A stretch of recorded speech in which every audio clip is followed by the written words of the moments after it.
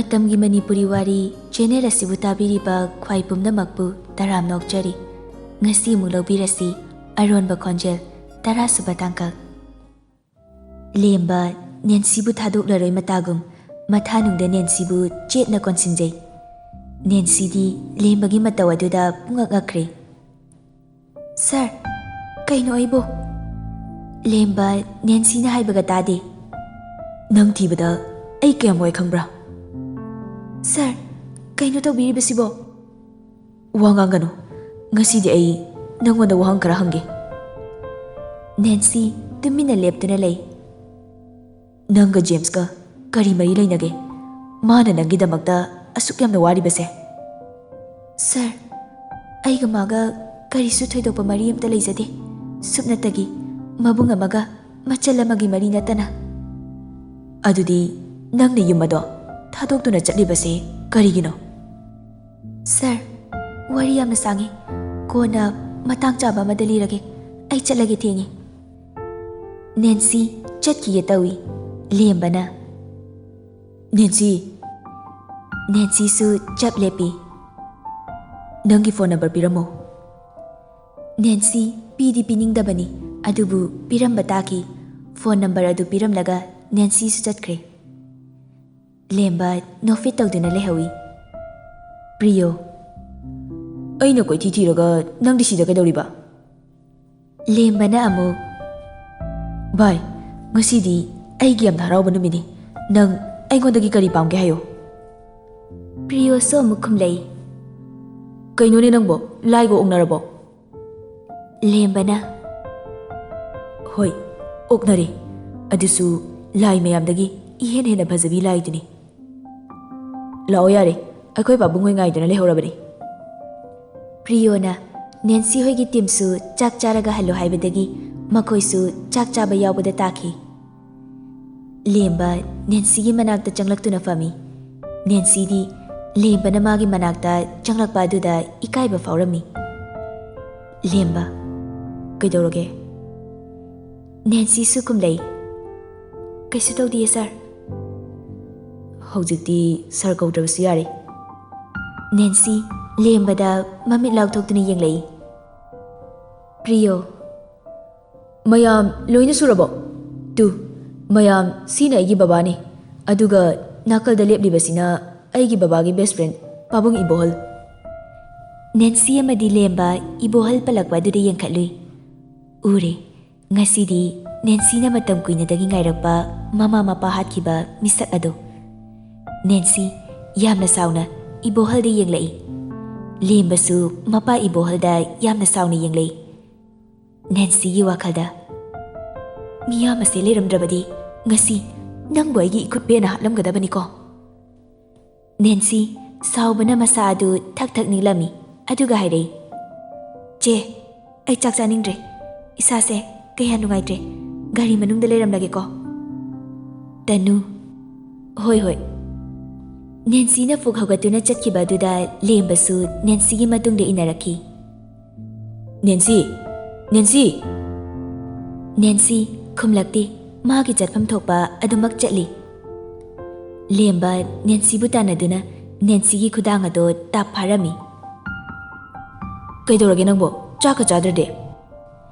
Nancy lembada mapira chenduna yenglai. Kaidorage hayo?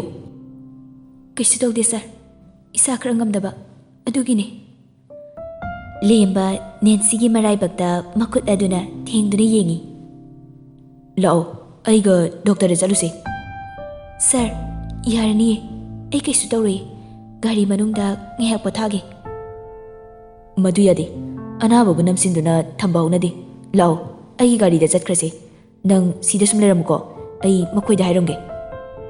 Nancy yaningda adum yaki. Lemba Tanu gi manakta changduna Tanu da hairami. Tanu. Bye Lemba. Aigi naudo fazana yengsinbiyu ko. Hoi, adugidi karisu khaluno. Asumna lembana Nancy bu puduna lai. Lambidani. Nancy, ai kainamtang hangedana. Sir, kaibuno? Karigino ꯅꯪꯅ ꯑꯔꯣꯟꯕ ꯈꯣꯟꯖꯦꯜꯗ ꯏꯁꯩ ꯁꯛꯂꯤꯕꯗꯤ? ꯁꯥꯔ, ꯑꯗꯨꯒꯤ ꯄꯥꯎꯈꯨꯝ ꯑꯩꯉꯣꯟꯗ ꯂꯩꯇꯦ꯫ ꯀꯩꯒꯤ ꯂꯩꯔꯣꯏꯗꯣꯏꯅꯣ? ꯅꯁꯥꯒꯤ ꯈꯣꯟꯖꯦꯜꯗꯨꯕꯨ ꯃꯤꯉꯣꯟꯗ ꯁꯤꯖꯤꯟꯅꯕꯗꯤ ꯑꯩꯗꯤ ꯄꯥꯝꯗꯦ꯫ ꯁꯥꯔ, ꯃꯇꯝ ꯃꯇꯝꯒꯤ ꯍꯤꯡꯅꯕ ꯍꯥꯏꯕꯗꯨꯅꯤ꯫ ꯂꯥꯛꯑꯣ, ꯅꯪ ꯆꯥꯛ ꯂꯥꯝꯂꯝꯒꯅꯤ, ꯑꯩꯁꯨ ꯂꯥꯝꯃꯤ꯫ ꯑꯥꯗꯒꯤ ꯐꯥꯁ ꯐꯨꯗꯁꯤꯗ ꯆꯪꯂꯒ ꯆꯥꯕ ꯌꯥꯕ ꯈꯔ ꯆꯥꯔꯨꯔꯁꯤ꯫ ꯁꯥꯔ, ꯌꯥꯔꯅꯤꯗ, ꯑꯩ ꯆꯥꯛ ꯂꯥꯝꯗꯦ꯫ ꯅꯪ ꯂꯥꯝꯗ꯭ꯔꯕꯁꯨ ꯑꯩꯗꯤ ꯂꯥꯝꯃꯤ, ꯑꯩꯒꯤꯗꯃꯛꯇ ꯈꯜꯂꯒ ꯈꯔꯗꯤ ꯆꯥꯋꯣ꯫ ꯍꯣꯏ ꯁꯥꯔ꯫ ꯑꯅꯤ ꯑꯗꯣ ꯐꯥꯁ ꯐꯨꯗꯇ ꯆꯪꯗꯨꯅ ꯆꯥꯅꯕ ꯈꯔ ꯂꯧꯔꯤ꯫ ꯅꯦꯟꯁꯤ: ꯁꯥꯔ꯫ ꯂꯦꯝꯕꯁꯨ ꯑꯃꯨꯛ ꯈꯨꯝꯂꯛꯏ: ꯁꯤꯒꯤ ꯋꯥꯐꯝꯁꯦ ꯗꯥ ꯖꯦꯝꯁꯇꯗꯤ ꯍꯥꯏꯗꯣꯛꯄꯤꯒꯅꯨꯀꯣ꯫ ꯀꯩꯒꯤꯅꯣ ꯑꯗꯨꯗꯤ? ꯑꯩ ꯃꯣꯏꯒꯤ ꯐꯦꯃꯤꯂꯤꯗꯒꯤ ꯈꯔ ꯂꯥꯞꯅ ꯂꯩꯕ ꯄꯥꯝꯃꯤ꯫ ꯖꯦꯝꯁꯇ ꯍꯥꯏꯍꯟꯅꯤꯡꯗ꯭ꯔꯕꯗꯤ ꯆꯥꯛ ꯑꯁꯦ ꯆꯥꯁꯤꯜꯂꯣ, ꯅꯠꯇ꯭ꯔꯕꯗꯤ ꯑꯩꯗꯤ ꯍꯥꯏꯗꯣꯛꯀꯅꯤ꯫ ꯅꯦꯟꯁꯤ ꯅꯣꯛꯐꯦꯠ ꯇꯧꯏ, ꯑꯗꯨꯒ ꯆꯥꯛ ꯑꯗꯨ ꯆꯥꯁꯤꯜꯂꯤ꯫ ꯁꯤ ꯑꯣꯏꯔꯗꯤ ꯌꯥꯔꯕ? ꯌꯥꯔꯦ꯫ ꯑꯗꯣ ꯀꯩꯒꯤꯅꯣ ꯅꯪꯅ ꯆꯥꯛ ꯑꯗꯨꯛ ꯌꯥꯝꯅ ꯂꯥꯝꯂꯒ ꯆꯥꯗ꯭ꯔꯤꯕꯗꯤ? ꯑꯩꯅ ꯌꯥꯝꯅ ꯁꯥꯎꯅꯤꯡꯕ ꯃꯤ ꯑꯃ ꯉꯁꯤꯗꯤ ꯊꯦꯡꯅꯩ꯫ ꯀꯔꯤ ꯃꯔꯝꯒꯤ? ꯃꯤꯁꯛ ꯑꯗꯨꯗꯤ ꯀꯅꯥꯅꯣ? ꯀꯣꯟꯅ ꯍꯥꯏꯒꯦ ꯗꯥ ꯂꯦꯝꯕ, ꯑꯩ ꯃꯥꯒꯤ ꯃꯊꯛꯇ ꯂꯃꯟ ꯁꯣꯏꯗꯨꯅ ꯈꯨꯝꯈꯤꯒꯅꯤ꯫ ꯂꯦꯝꯕ ꯅꯦꯟꯁꯤꯒꯤ ꯋꯥꯍꯩ ꯑꯗꯨꯗ ꯋꯥꯟꯊꯒꯩ ꯅꯣꯛꯏ꯫ ꯅꯦꯟꯁꯤ ꯂꯦꯝꯕꯗ ꯃꯨꯟꯅ ꯌꯦꯡꯂꯒ: ꯀꯩꯗꯧꯔꯒꯦ ꯁꯥꯔ? ꯁꯥꯔ ꯍꯥꯏꯔꯛꯀꯅꯨ, ꯑꯃꯨꯛꯀ ꯗꯥ ꯂꯦꯝꯕ ꯍꯥꯏꯔꯛꯑꯣ꯫ ꯑꯁ, ꯑꯩꯕꯨ ꯗꯥ ꯂꯦꯝꯕ ꯍꯥꯏꯈꯤꯕ꯭ꯔꯥꯅꯦ? ꯍꯥꯏꯗꯦ, ꯑꯩꯅ ꯁꯦꯔꯥꯟ ꯇꯨꯔꯥꯟ ꯇꯥꯕ ꯑꯣꯏꯔꯝꯒꯅꯤ꯫ ꯌꯥꯔꯦ ꯁꯥꯔ, ꯆꯠꯂꯁꯤꯔꯥ? ꯑꯩꯁꯨ ꯊꯦꯡꯉꯦ, ꯄꯨꯡꯁꯨ ꯑꯥ ꯌꯧꯔꯦ꯫ ꯉꯥꯏꯈꯣ, ꯑꯩ ꯆꯥꯛ ꯆꯥꯔꯤ, ꯄꯨꯛ ꯊꯟꯗ꯭ꯔꯤꯌꯦ꯫ ꯅꯍꯥꯟꯈꯩꯗꯤ ꯆꯥꯐꯝ ꯇꯥꯐꯝꯒ ꯈꯪꯗꯅ ꯂꯩꯔꯛꯄꯅꯤ, ꯑꯗꯨꯅ ꯉꯁꯤꯗꯤꯅꯦ ꯈꯔ ꯐꯖꯅ ꯆꯥꯔꯒꯦ ꯈꯜꯂꯤ꯫ ꯀꯩꯁꯨ ꯄꯥꯈꯠꯀꯅꯨ, ꯑꯩꯅ ꯅꯪꯕꯨ ꯁꯣꯏꯗꯅ ꯊꯤꯟꯕꯤꯗꯣꯏꯅꯤ꯫ ꯍꯣꯏ, ꯑꯗꯨꯗꯤ ꯁꯠ-ꯁꯠ ꯆꯥꯔꯣ꯫ ꯁꯣꯝꯗ ꯖꯦꯝꯁ ꯑꯣꯐꯤꯁꯀꯤ ꯊꯕꯛꯁꯤꯡ ꯑꯗꯨ ꯂꯣꯏꯁꯤꯟꯕ ꯌꯥꯗꯗꯅ ꯑꯃꯃꯝꯇ ꯑꯣꯏꯅ ꯂꯣꯏꯁꯤꯜꯂꯤ꯫ ꯊꯕꯛ ꯂꯣꯏꯔꯛꯄꯗ ꯄꯨꯡ 10 ꯇꯥꯔꯦ꯫ ꯖꯦꯝꯁ ꯊꯕꯛ ꯃꯐꯝꯗꯒꯤ ꯊꯣꯛꯂꯛꯇꯨꯅ ꯂꯦꯝꯕ ꯑꯃꯗꯤ ꯅꯦꯟꯁꯤꯅ ꯂꯩꯔꯤꯕ ꯃꯐꯝ ꯑꯗꯨꯗ ꯆꯥꯛ ꯆꯥꯕ ꯆꯪꯂꯛꯈꯤ꯫ ꯖꯦꯝꯁꯅ ꯍꯦꯛ ꯐꯝꯊꯕꯒ ꯂꯦꯝꯕ ꯑꯃꯗꯤ ꯅꯦꯟꯁꯤ ꯊꯣꯛꯈ꯭ꯔꯦ꯫ ꯖꯦꯝꯁꯅ ꯃꯅꯤꯡꯗ ꯌꯦꯡꯂꯛꯄꯗ ꯅꯦꯟꯁꯤꯕꯨ ꯍꯥꯏꯐꯦꯠ ꯎꯔꯝꯃꯤ꯫ ꯑꯃꯨꯛ ꯐꯖꯅ ꯌꯦꯡꯊꯣꯛꯂꯨꯕꯗ ꯅꯦꯟꯁꯤꯗꯤ ꯂꯩꯔꯝꯗ꯭ꯔꯦ꯫ ꯐꯨꯛ ꯍꯧꯒꯠꯇꯨꯅ ꯑꯃꯨꯛ ꯇꯥꯟꯅꯈꯤ꯫ ꯑꯗꯨꯕꯨ ꯂꯥꯏꯕꯛ ꯊꯤꯕꯅ ꯂꯦꯝꯕꯒ ꯅꯦꯟꯁꯤꯒꯗꯤ ꯒꯥꯔꯤ ꯊꯧꯗꯨꯅ ꯆꯠꯈꯤꯕꯅ ꯍꯥꯟꯈ꯭ꯔꯦ꯫ ꯖꯦꯝꯁ ꯃꯁꯥ ꯃꯊꯟꯇ ꯈꯟꯖꯩ: ꯑꯩꯒꯤ ꯋꯥꯈꯜꯅ ꯑꯣꯏꯔꯝꯒꯅꯤꯗ꯫ ꯑꯁꯤ ꯍꯥꯏꯗꯨꯅ ꯑꯃꯨꯛ ꯆꯪꯂꯛꯇꯨꯅ ꯆꯥꯛ ꯑꯗꯨ ꯆꯥꯔꯝꯃꯤ꯫ ꯒꯥꯔꯤ ꯃꯅꯨꯡꯗ ꯅꯦꯟꯁꯤ: ꯁꯥꯔ, ꯑꯩꯅ ꯂꯩꯔꯤꯁꯦ ꯁꯤꯡꯖꯃꯩꯗꯅꯦ꯫ ꯂꯦꯝꯕꯅ ꯑꯃꯨꯛ: ꯅꯦꯟꯁꯤ, ꯅꯪ ꯅꯣꯡꯃ ꯑꯩꯈꯣꯏꯒꯤ ꯂꯩꯀꯥꯏꯗ ꯏꯁꯩ ꯂꯥꯛꯂꯝꯕ꯭ꯔꯥ? ꯁꯥꯔ ꯍꯣꯏꯒꯤ ꯂꯩꯀꯥꯏꯁꯦ ꯊꯥꯡꯃꯩꯕꯟ ꯅꯠꯇ꯭ꯔꯣ? ꯃꯥꯅꯤ꯫ ꯅꯨꯃꯤꯠꯇꯨꯗ ꯑꯩ ꯅꯪꯕꯨꯗꯤ ꯆꯤꯡꯅꯈꯤꯕꯅꯤ, ꯑꯗꯨꯕꯨ ꯇꯨꯡꯗꯒꯤ ꯅꯨꯄꯥ ꯑꯃꯅ ꯂꯤꯇꯜ ꯑꯦꯟꯖꯦꯜ ꯀꯧꯔꯛꯄꯗꯨꯗ ꯑꯩꯁꯨ ꯃꯥꯜꯂꯨꯗ꯭ꯔꯕ꯫ ꯉꯁꯤꯁꯨ ꯊꯦꯡꯅꯔꯝꯗ꯭ꯔꯕꯗꯤ ꯐꯗꯧꯅꯤꯀꯣ? ꯏꯁꯣꯔꯁꯦ ꯌꯥꯝꯅ ꯐꯩ, ꯑꯩꯒꯤ ꯑꯋꯥꯕꯕꯨ ꯃꯁꯛ ꯃꯨꯟꯅ ꯈꯪꯕꯤ꯫ ꯁꯥꯔ, ꯑꯩꯈꯣꯏꯒꯤ ꯌꯧꯐꯝ ꯌꯧꯔ ꯃꯥꯜꯂꯦ꯫ ꯀꯗꯥꯏꯅꯣ? ꯑꯁꯤꯒꯤ ꯒ꯭ꯔꯤꯟ ꯃꯆꯨꯒꯤ ꯕꯤꯜꯗꯤꯡꯁꯦ ꯑꯁꯤꯗꯅꯦ꯫ ꯑꯗꯨꯗꯤ ꯑꯩ ꯅꯨꯡꯇꯤꯒꯤ ꯂꯥꯛꯑꯅꯤ꯫ ꯂꯥꯛꯎꯅ, ꯁꯥꯔꯅꯕꯨ ꯂꯥꯛꯀꯦ ꯍꯥꯏꯔꯗꯤ ꯈꯔ ꯂꯩꯔꯒ ꯑꯗꯨꯝ ꯇꯟꯗꯅ ꯇꯣꯛꯈ꯭ꯔꯗꯕꯗꯣ꯫ ꯍꯩ, ꯑꯗꯨꯃꯥꯏꯅ ꯍꯥꯏꯅꯨ꯫ ꯁꯥꯔ, ꯑꯩ ꯆꯪꯂꯒꯦꯀꯣ꯫ ꯂꯦꯝꯕꯅ: ꯅꯦꯟꯁꯤ. ꯅꯦꯟꯁꯤꯁꯨ ꯆꯞ ꯂꯦꯞꯄꯤ꯫ ꯂꯦꯝꯕ ꯒꯥꯔꯤꯗꯒꯤ ꯀꯨꯝꯊꯔꯛꯏ, ꯑꯗꯨꯒ ꯅꯦꯟꯁꯤꯒꯤ ꯃꯅꯥꯛꯇ ꯇꯞꯅ ꯇꯞꯅ ꯆꯪꯁꯤꯜꯂꯝꯃꯤ꯫ ꯅꯦꯟꯁꯤ ꯀꯤꯕꯣꯏ ꯀꯩꯕꯣꯏ ꯃꯅꯤꯡꯗ ꯍꯜꯂꯝꯃꯤ꯫ ꯅꯦꯟꯁꯤ. ꯍꯦꯄꯤ ꯑꯦꯗꯚꯥꯟꯁ ꯕꯥꯔꯗꯦ. ꯅꯦꯟꯁꯤꯁꯨ ꯉꯛꯅ: ꯁꯥꯔꯗꯤ ꯃꯇꯧ ꯀꯔꯝꯅ? ꯐꯖꯅ ꯆꯦꯛꯁꯤꯟꯅ ꯂꯩꯌꯨ, ꯑꯩ ꯆꯠꯂꯒꯦꯀꯣ꯫ ꯅꯦꯟꯁꯤ ꯃꯉꯛ ꯅꯣꯝꯃꯤ꯫ ꯂꯦꯝꯕ ꯒꯥꯔꯤ ꯊꯧꯗꯨꯅ ꯆꯠꯈ꯭ꯔꯦ꯫ ꯅꯦꯟꯁꯤꯁꯨ ꯏꯃꯨꯡꯗ ꯆꯪꯂꯛꯏ꯫ ꯅꯥꯎꯕꯤ: ꯌꯥ! ꯑꯣꯏꯃꯥ, ꯈꯪꯉꯤꯍꯦ, ꯃꯁꯤ ꯑꯉꯥꯡꯁꯤꯗꯤꯕ꯫ ꯅꯥꯎꯕꯤꯅ ꯑꯃꯨꯛ ꯍꯥꯏꯔꯛꯏ: ꯍꯧꯖꯤꯛꯀꯤ ꯍꯦꯔꯣꯗꯨꯕꯨ ꯀꯅꯥꯅꯣ? ꯀꯥꯏꯗꯩꯅꯣ? ꯃꯁꯛ ꯌꯥꯝ ꯐꯖꯩ, ꯌꯥꯝ ꯆꯥꯛꯆꯩ ꯍꯥꯏꯕ꯫ He, angang nang sijani ko. Chetanu na khangladi saujajani. Chetanu di halaktribado. Tanu thong da leptuna leirami. Nancy di no fit tawi. Tanu. He tangkai. Nang namung na cheda khairira. Na chedo masangam di haibani. Nang chai chani ko. Nancy na. Che, mana hariba. Naubi na Nancy gi machiladu meli. Naubi. Che, ai tumlarage. Kaisu haideba. Tanu. Chango yare. Naubi gi mataw aduda Nancy noklami. Tanu na. Nangbu na sangam di haibadubu doktor na kari hairaklage. Nancy, doktor dadi chatrabani na iya tawduna lay. Haima, doktor na kari hairaklage hairaga nang na iya tawduna layis na kari gino ne. Che, doktor na kaisu tawdi haire. Tanu sumang haire. Adudi nushi layna tare ne ha. Nancy. As, nate ba che? Asumna, Nancy su famung da changduna hippi.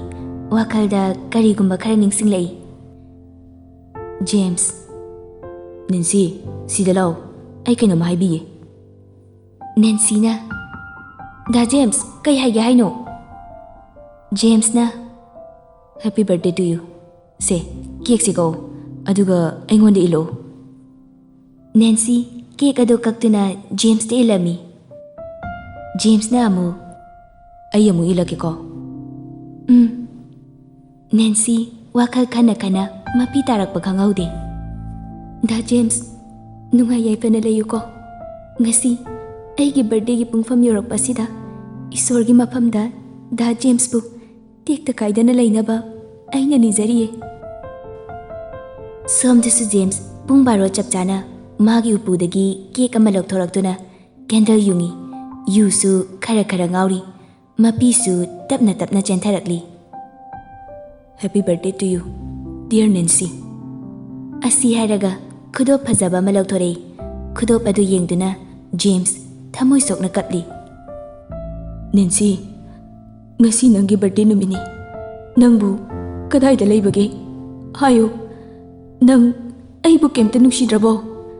Aidi ngasi su, nangbu kaubu ngamdi.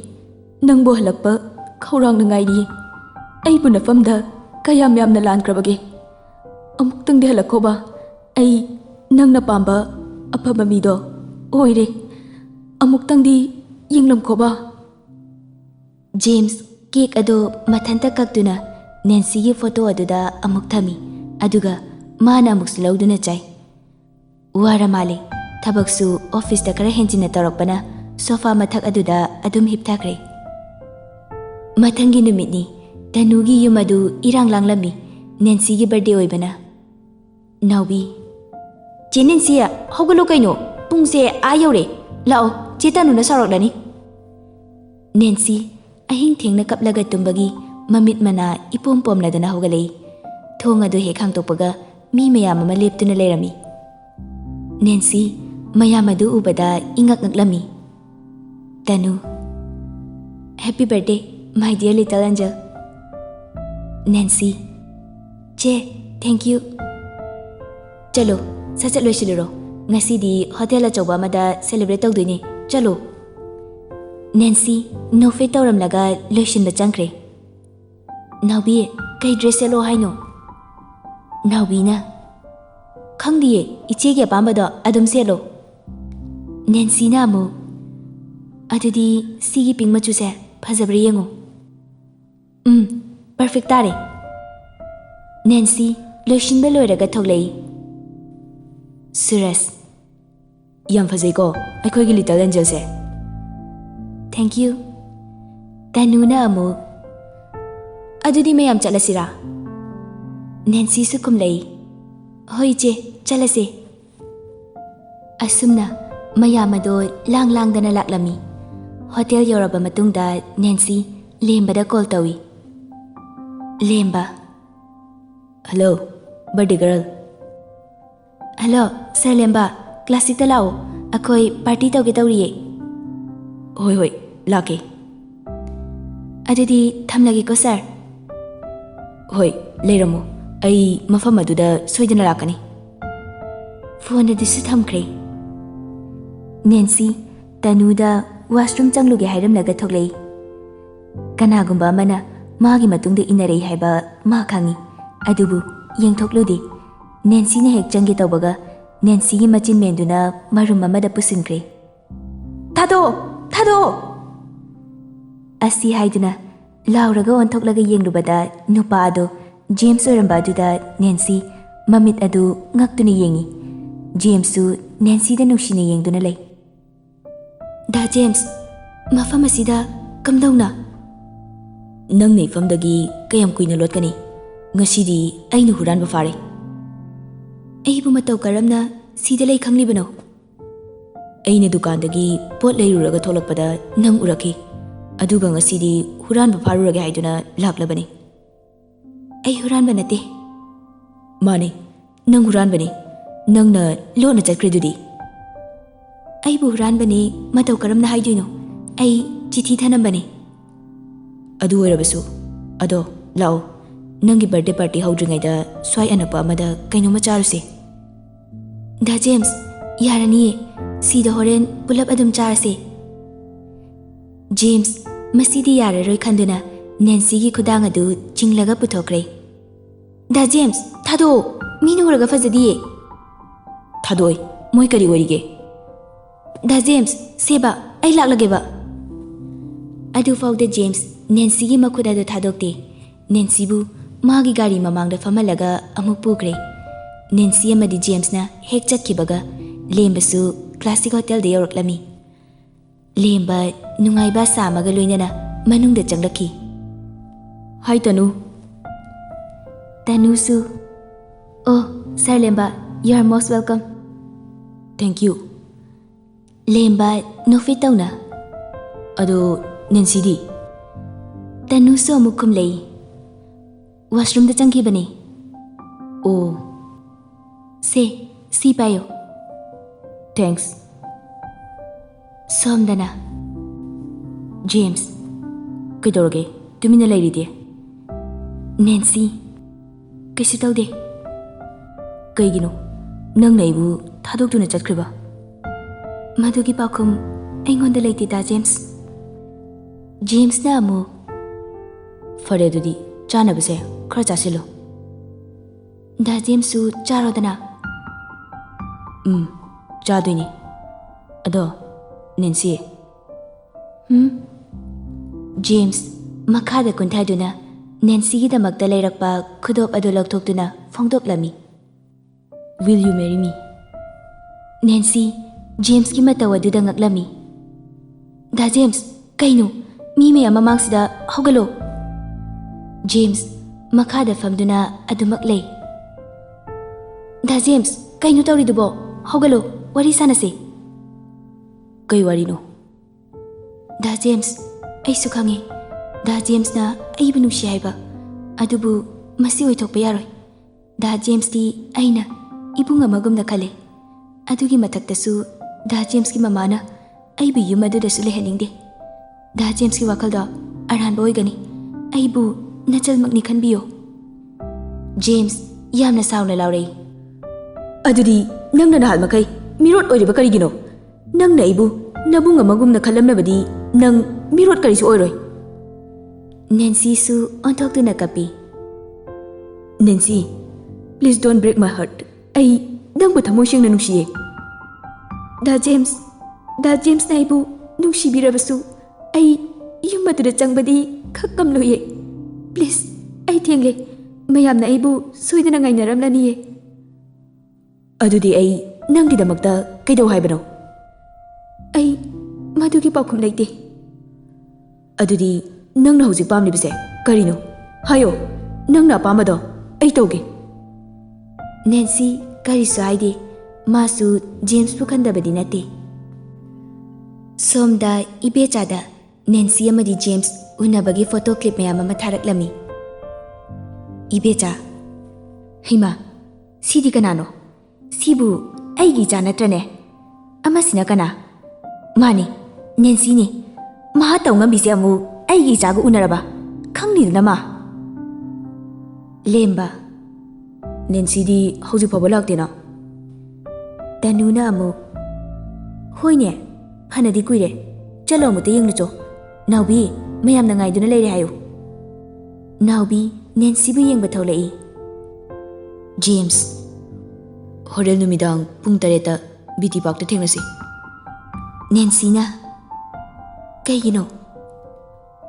Maram hanglakano. Nancy su tumina lay. Nangi phone number do piro.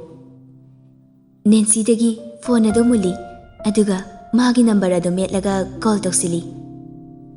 Nancy su tawriba adu karisu haide. Lao thinbiramage aisu thabak thengi. Asumna James na Nancy bu hotel tamna thilei. Nancy hotel adu yauraduna kaisu hairamdana kumthakre. James no fit tawduna lehawi. Naubi. Iche Nancy leramdre. Tanuna. Ha, kaino ne haisibo. Lemba su amu. Ayeng lake. Nancy. Ay sida leye. Lemba. Kadai chaluge.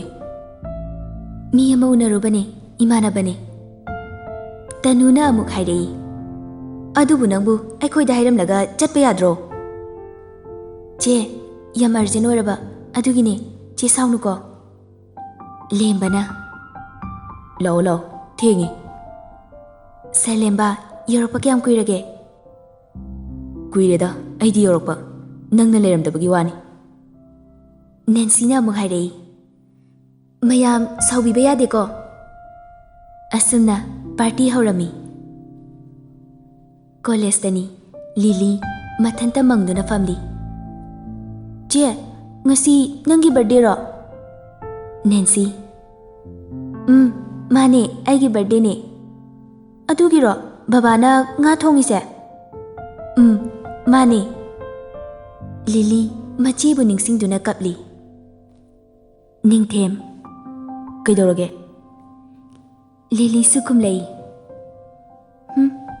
Kaisu tawde. Se, rumal se loksilo. Da Ningthem, ngasi se akhoi che Nancy gi birthday ne. Kaisu khalunu se. No madi soidana thengnarakini. Ado, Lily, ai nangoda kainam ta haige. Hayo. Hairage. Nang saudi saunu ko. Sorry. Lily, I like you. Lily, mamit lang kalay. Ningthem na amukasu. I want to date you. Lily, angak panapik thankre. Tanja aduda Lily gi phone da call ama lai. Ningthem ikai bana masadu haifam tawfam khangre. Ningthem na nangi call ora male. Lily call ado paikali. Hello, da James. James na amu. Nungaribo nangbo? Yam nungariye. Nangbo hozi kaidorige? Class tawriye. Ningthem na amu khali. Kaino ne mana nganglisibo? James na amu. Fare. Adudi horel pung 6 tane akhoi da lao namanaba amaga. Lily na amu hanglei. Kaigino da James? Hozi haidokpa yade. Hoi, ai lake. Phone adusu thamkre. Ningthem na. Kanano? Da James ne. Madi kari hairakliba? Horen pung 6 ta moi da lao haye. Ado ibani chaluse sangadra. Chaluse. Lemba. Nancy, ai ngasidi kainam ta haige. Hayo, kai wano sir. Aibu hekta hairadrane. Sir, kaidorage? Kona hairageda kauthokre. Sir, kayam luba wano? Yam luba wani. Asumna numidangi pung 3 tasilakpana Nancy amadi naubi BT Park da laklami. James mathanta famduna leirami. Nancy.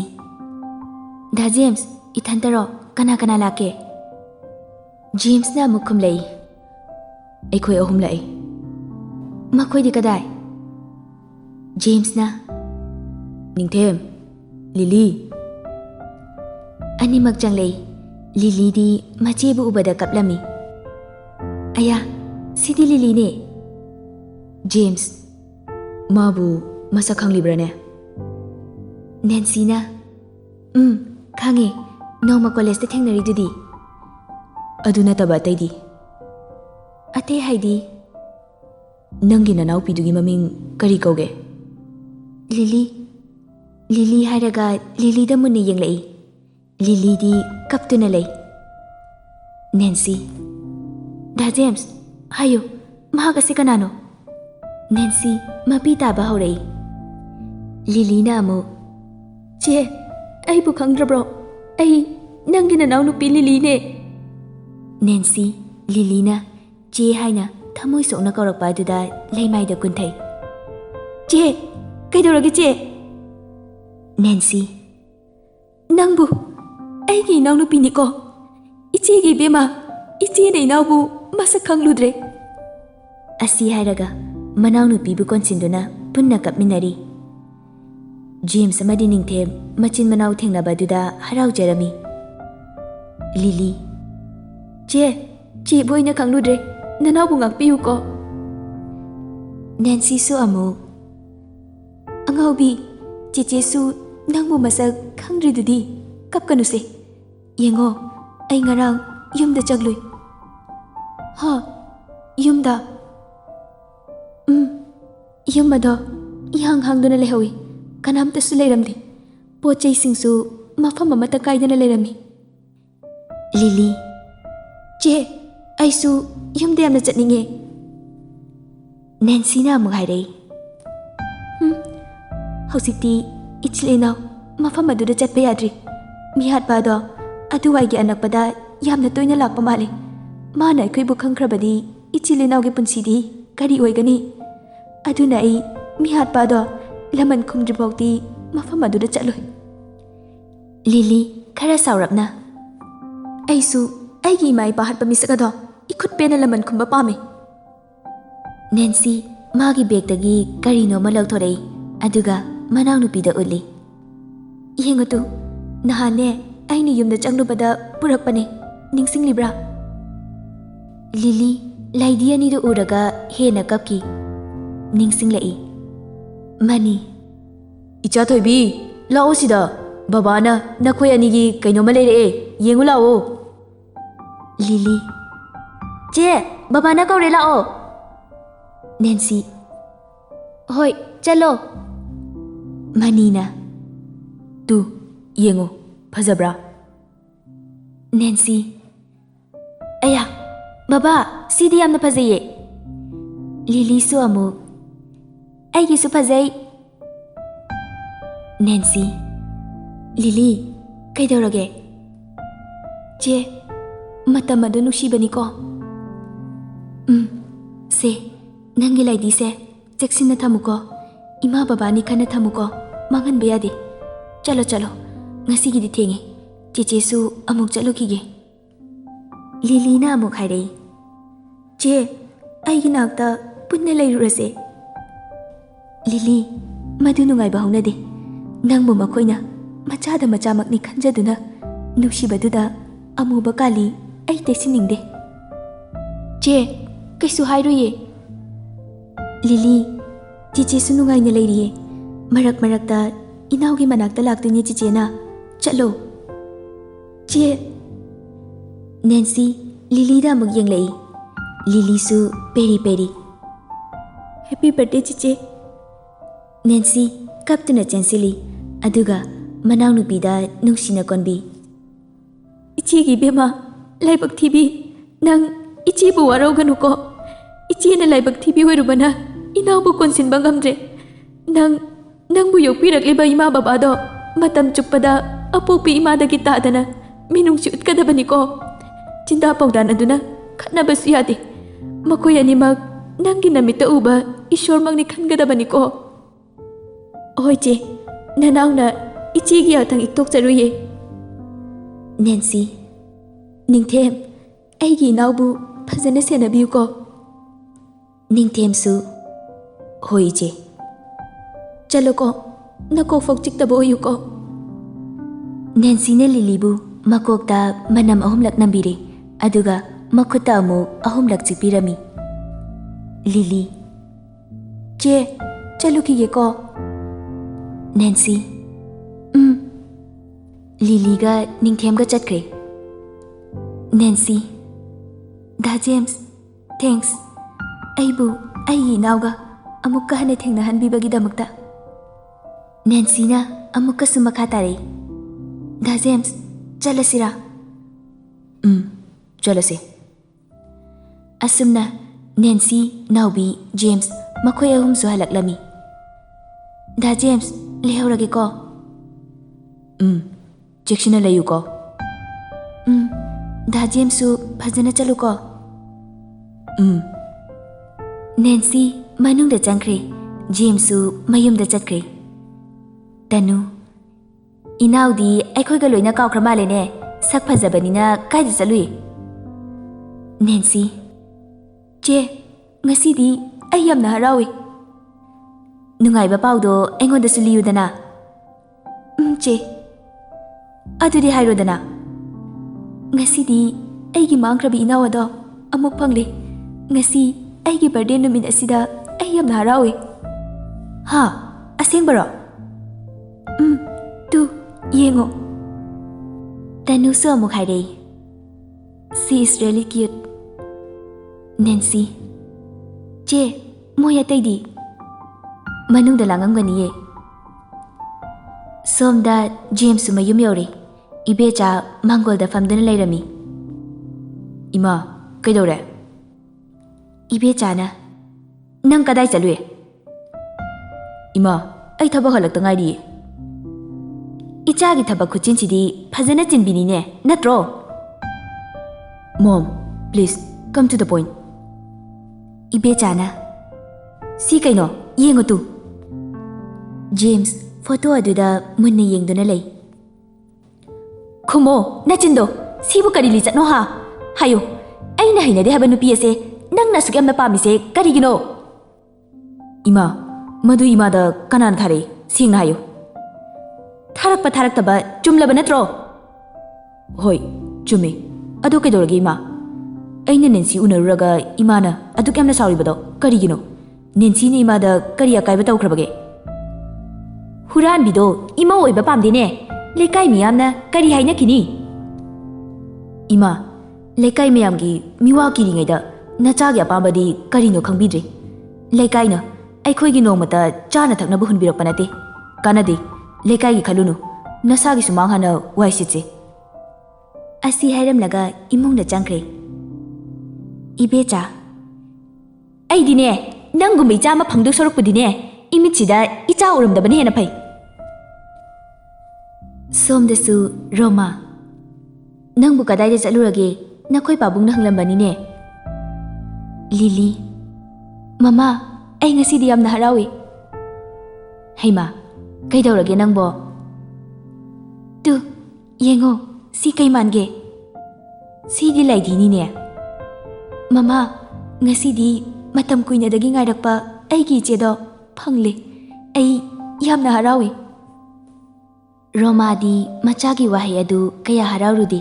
ꯊꯃꯣꯏꯗ ꯄꯥꯈꯠꯄ ꯑꯃ ꯌꯥꯎꯔꯛꯈꯤ. ꯃꯆꯥꯕꯨ ꯃꯊꯥꯅꯨꯡꯗꯒꯤ ꯄꯨꯕꯤꯈꯤꯗ꯭ꯔꯥ ꯈꯟꯕꯒꯤ. ꯔꯣꯃꯥ: ꯀꯗꯥꯏꯗ? ꯃꯃꯥ, ꯕꯤꯇꯤ ꯄꯥꯛꯇ. ꯏꯃꯥꯒꯤ ꯕꯦꯃꯥ, ꯅꯪ ꯌꯨꯝ ꯑꯁꯦ ꯊꯥꯗꯣꯛꯇꯨꯅ ꯆꯠꯈꯤꯒꯦ ꯍꯥꯏꯕꯗꯤ ꯈꯟꯒꯅꯨꯀꯣ. ꯏꯆꯥꯅ ꯆꯠꯈ꯭ꯔꯕꯗꯤ ꯏꯃꯥꯗꯤ ꯀꯅꯥ ꯌꯦꯡꯗꯨꯅ ꯂꯩꯍꯧꯒꯅꯤ? ꯃꯃꯥ, ꯅꯪ ꯅꯨꯡꯉꯥꯏꯇ꯭ꯔꯕꯣ? ꯑꯩ ꯌꯨꯝ ꯑꯁꯦ ꯊꯥꯗꯣꯛꯇꯨꯅ ꯀꯩꯁꯨ ꯆꯠꯂꯣꯏꯌꯦ. ꯑꯁꯦꯡꯕ? ꯃꯃꯥ, ꯄ꯭ꯔꯣꯃꯤꯁ. ꯑꯗꯣ ꯅꯈꯣꯏꯒꯤ ꯆꯤꯆꯦꯗꯨꯁꯨ ꯁꯤꯗ ꯄꯨꯟꯅ ꯂꯩꯔꯁꯦ ꯍꯥꯏꯌꯨꯗꯅ. ꯃꯃꯥ, ꯃꯥꯗꯤ ꯊꯕꯛ ꯌꯥꯝꯅ ꯆꯤꯟꯕꯅꯦ, ꯀꯩꯁꯨ ꯌꯥꯔꯛꯑꯣꯏꯗ. ꯑꯗꯣ ꯏꯃꯥꯒꯁꯨ ꯑꯃꯨꯛꯇ ꯎꯅꯒꯦꯗꯅ. ꯀꯣꯟꯅ ꯎꯅꯔꯣ. ꯂꯥꯛꯑꯣ ꯃꯃꯥ, ꯇꯨꯝꯃꯨꯔꯁꯦ, ꯊꯦꯡꯉꯦ. ꯃꯊꯪꯒꯤ ꯅꯨꯃꯤꯠꯅꯤ. ꯂꯦꯝꯕ ꯃꯥꯒꯤ ꯍꯣꯇꯦꯜꯗ ꯆꯪꯂꯛꯄꯗ ꯏꯕꯣꯍꯜ ꯑꯃꯗꯤ ꯊꯥꯖꯁꯨ ꯐꯝꯗꯨꯅ ꯂꯩꯔꯝꯃꯤ. ꯂꯦꯝꯕ ꯅꯣꯏꯗꯤ ꯁꯤꯗ ꯀꯩꯗꯧꯔꯤꯕ ꯍꯥ? ꯏꯕꯣꯍꯜ ꯏꯕꯨꯡꯉꯣ ꯀꯔꯤꯅꯣꯅꯦ ꯂꯥꯛꯄꯒ ꯍꯥꯟꯅ ꯍꯦꯛꯇ ꯐꯤꯡꯒꯠꯂꯤꯁꯤꯕꯣ? ꯇꯞꯊꯧ ꯊꯕꯛ ꯑꯃꯒꯤ ꯂꯥꯛꯄꯅꯤ ꯑꯗꯨꯗ ꯁꯨꯝ ꯆꯪꯂꯛꯄꯅꯤꯅꯦ. ꯂꯦꯝꯕꯁꯨ ꯑꯃꯨꯛ ꯌꯥꯔꯦ ꯍꯧꯖꯤꯛꯇꯤ ꯃꯄꯨ ꯂꯥꯛꯂꯕꯅꯤꯅ ꯆꯠꯄꯤꯔꯣ. ꯏꯕꯣꯍꯜ ꯍꯟꯗꯛꯇꯤ ꯌꯥꯝꯅ ꯁꯥꯎꯅ ꯊꯣꯛꯂꯛꯏ. ꯇꯥꯟꯖꯥ ꯑꯗꯨꯗ ꯅꯦꯟꯁꯤꯁꯨ ꯊꯣꯡꯗ ꯆꯪꯂꯛꯏ. ꯅꯦꯟꯁꯤꯅ ꯈꯔ ꯂꯥꯞꯇꯛꯅ ꯏꯕꯣꯍꯜꯕꯨ ꯎꯈꯤ. ꯅꯦꯟꯁꯤ ꯌꯥꯝꯅ ꯁꯥꯎꯅ ꯌꯦꯡꯗꯨꯅ ꯆꯪꯂꯛꯏ. ꯏꯕꯣꯍꯜ ꯑꯩꯅ ꯃꯥꯕꯨ ꯏꯆꯥꯅꯤ ꯈꯟꯕꯒꯤ ꯀꯩꯁꯨ ꯇꯧꯕꯤꯗꯕꯅꯤ. ꯃꯥ ꯌꯥꯝꯅ ꯍꯦꯟꯖꯤꯜꯂꯛꯀꯗꯧꯔꯤ. ꯇꯥꯟꯖꯥ ꯑꯗꯨꯗ ꯅꯦꯟꯁꯤꯅ ꯏꯕꯣꯍꯜꯒꯤ ꯃꯈꯣꯡꯗ ꯈꯨꯔꯧ ꯊꯥꯔꯝꯃꯤ. ꯏꯕꯣꯍꯜꯁꯨ ꯂꯥꯛꯇꯅ ꯇꯨꯔꯝꯃꯤ. ꯅꯦꯟꯁꯤ ꯁꯣꯔꯤ ꯁꯣꯏꯈꯤꯕꯅꯦ. ꯑꯩꯕꯨ ꯇꯁꯦꯡꯅ ꯉꯥꯛꯄꯤꯌꯨ. ꯏꯕꯣꯍꯜꯁꯨ ꯑꯃꯨꯛ ꯌꯥꯔꯦ ꯏꯆꯥꯅ ꯁꯣꯏꯕꯕꯨ. ꯅꯦꯟꯁꯤ ꯅꯣꯐꯦꯠ ꯇꯧꯗꯨꯅ ꯂꯦꯝꯕꯒꯤ ꯃꯅꯥꯛꯇ ꯂꯥꯛꯏ. ꯂꯦꯝꯕ ꯀꯗꯥꯏ ꯆꯠꯂꯨꯕꯅꯣ? ꯁꯥꯔ ꯕꯖꯥꯔꯗ ꯆꯠꯂꯨꯕꯅꯦ. ꯁꯨꯝ ꯆꯥꯛ ꯂꯥꯝꯃꯦ ꯍꯥꯏꯗꯨꯅ ꯆꯪꯂꯛꯄꯅꯦ. ꯋꯦꯇꯔ ꯆꯥꯅꯕ ꯈꯔ ꯄꯨꯔꯛꯑꯣ. ꯌꯥꯔꯅꯤ ꯁꯥꯔ ꯌꯥꯝ ꯂꯧꯕꯤꯔꯨꯔꯅꯨ. ꯍꯣꯔꯦꯟ ꯃꯥꯡꯉꯒ ꯇꯣꯛꯅꯕꯅꯦ. ꯂꯦꯝꯕꯅ ꯅꯦꯟꯁꯤ ꯑꯩ ꯅꯪꯕꯨ ꯅꯨꯡꯁꯤꯌꯦ. ꯍꯦ ꯀꯩꯅꯣ ꯅꯪꯒꯤꯁꯦ ꯑꯩꯅ ꯁꯥꯔ ꯀꯥꯏꯅ ꯀꯧꯕꯁꯤꯗ ꯎꯁꯤꯠꯇ꯭ꯔꯤꯔꯣ? ꯅꯪ ꯈꯖꯥꯏꯗꯨꯗ ꯈꯨꯄꯥꯛꯁꯤꯅ ꯊꯥꯒꯦ. ꯑꯁ ꯀꯩꯅꯣꯅꯦ ꯑꯁ. ꯅꯦꯟꯁꯤ ꯌꯥꯝꯅ ꯉꯛꯅ ꯂꯦꯝꯕꯗ ꯌꯦꯡꯂꯛꯏ. ꯅꯥꯏꯃꯤ ꯅꯪꯕꯣ ꯅꯥꯏ ꯍꯥꯏꯕꯅꯦ. ꯅꯦꯟꯁꯤꯁꯨ ꯁꯥꯔ. ꯅꯦꯟꯁꯤ ꯂꯦꯝꯕꯒꯤ ꯃꯃꯥꯏꯗ ꯏꯁꯤꯡ ꯍꯩꯖꯜꯂꯤ. ꯂꯦꯝꯕ ꯒ꯭ꯌꯥꯟ ꯂꯥꯛꯈꯤ. ꯍꯧꯖꯤꯛꯀꯤꯗꯨ ꯋꯥꯈꯜ ꯑꯣꯏꯔꯝꯃꯤ. ꯂꯦꯝꯕꯅ ꯀꯩꯅꯣ ꯇꯧꯔꯤꯗꯨꯕꯣ? ꯅꯦꯟꯁꯤꯅ ꯑꯃꯨꯛ ꯅꯪꯅꯤꯅꯦ ꯑꯩꯅ ꯉꯛꯂꯤꯁꯦ. ꯂꯦꯝꯕ ꯑꯁ ꯆꯣꯞꯄꯝꯅꯤꯗ ꯋꯥꯈꯜ ꯑꯣꯏꯔ ꯃꯥꯜꯂꯤ. ꯂꯦꯝꯕ ꯒ꯭ꯌꯥꯟ ꯈꯔ ꯍꯦꯛ ꯇꯥꯏ. ꯁꯦ ꯏꯁꯤꯡꯗꯣ ꯑꯩ ꯇꯩꯊꯣꯛꯄꯤꯒꯦ. ꯌꯥꯔꯅꯤ. ꯑꯁ ꯁꯦ ꯁꯥꯔ. ꯅꯦꯟꯁꯤ ꯐꯨꯛ ꯍꯧꯒꯠꯇꯨꯅ ꯃꯥꯒꯤ ꯆꯤꯅꯤ ꯑꯗꯨꯅ ꯂꯦꯝꯕꯒꯤ ꯃꯃꯥꯏꯗ ꯇꯩꯊꯣꯛꯄꯤꯔꯝꯃꯤ. ꯂꯦꯝꯕꯗꯤ ꯄꯨꯡꯉꯥꯎ ꯉꯥꯎꯈ꯭ꯔꯦ ꯅꯦꯟꯁꯤꯒꯤ ꯃꯇꯧ ꯑꯗꯨꯗ. ꯂꯦꯝꯕ ꯅꯦꯟꯁꯤꯗ ꯃꯃꯤꯠ ꯀꯨꯞꯇꯨꯅ ꯌꯦꯡꯖꯔꯤ. ꯌꯥꯔꯦ ꯁꯥꯔ ꯑꯝꯇ ꯇꯩꯗ꯭ꯔꯦ. ꯑꯗꯣ ꯁꯥꯔ ꯍꯣꯔꯦꯟ ꯏꯁꯩꯒꯤ ꯄ꯭ꯔꯣꯒ꯭ꯔꯥꯝ ꯌꯥꯝ ꯂꯩꯌꯦ. ꯑꯩ ꯆꯠꯅꯕ ꯇꯧꯔꯒꯦꯀꯣ. ꯂꯦꯝꯕ ꯅꯦꯟꯁꯤ ꯀꯩ ꯍꯥꯏꯒꯦ ꯁꯥꯔ? ꯀꯩꯒꯤꯅꯣ ꯅꯪꯅ ꯑꯔꯣꯟꯕ ꯈꯣꯟꯖꯦꯜꯗ ꯏꯁꯩ ꯁꯛꯂꯤꯕꯗꯣ? ꯁꯥꯔ ꯃꯁꯤꯅ ꯑꯩꯒꯤ ꯄꯨꯟꯁꯤꯕꯨ ꯃꯌꯥꯝꯒ ꯃꯥꯟꯅꯕ ꯊꯥꯛꯇ ꯄꯨꯈꯠꯂꯛꯂꯤꯕꯅꯤ. ꯑꯩꯅ ꯍꯥꯏꯕꯗꯤ ꯅꯪꯕꯨ ꯃꯌꯥꯝ ꯃꯥꯡꯗ ꯁꯛ ꯇꯥꯛꯄ ꯄꯥꯝꯃꯤ. ꯁꯥꯔ ꯀꯩꯁꯨ ꯌꯥꯝꯅ ꯈꯟꯖꯤꯟꯕꯤꯔꯨꯅꯨ. ꯃꯇꯝꯅ ꯑꯑꯣꯟꯕ ꯑꯗꯨꯝ ꯄꯨꯔꯛꯀꯅꯤ. ꯑꯩ ꯆꯠꯂꯨꯈꯤꯒꯦ. ꯂꯦꯝꯕ ꯅꯦꯟꯁꯤꯗ ꯃꯨꯟꯅ ꯌꯦꯡꯗꯨꯅ ꯂꯩꯍꯧꯏ.